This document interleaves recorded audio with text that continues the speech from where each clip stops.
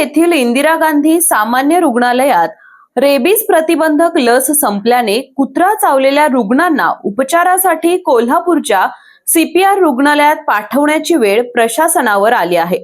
आज शुक्रवारी सकाळी कुत्रा चावलेले 6 रुग्ण रुग्णालयात दाखल झाले होते। मात्र केवळ 4 ते 5 रुग्णांवर उपचार होतील इतकीच लस उपलब्ध असल्याने उर्वरित रुग्णांना सीपीआर मध्ये उपचार घेण्याचा सल्ला देण्यात आला।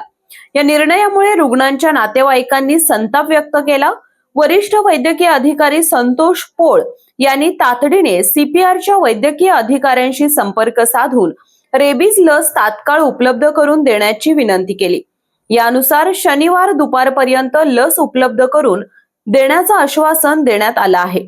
इचलकरंजीत मोठ्या प्रमाणावर कामगार वस्ती असून येथे दररोज 1000हून अधिक रुग्णांवर मोफत उपचार केले जातात। मात्र अलीकडील काळात औषधांचा तुटवडा सातत्याने जाणवत आहे।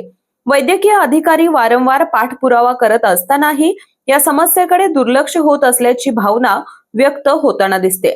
त्यामुळे लोकप्रतिनिधींनी या गंभीर विषयाकडे तातडीने लक्ष देण्याची गरज नागरिकांमधून व्यक्त होत आहे। जनप्रवास लाईव्ह साठी इचलकरंजीहून विठ्ठल बिरांजे।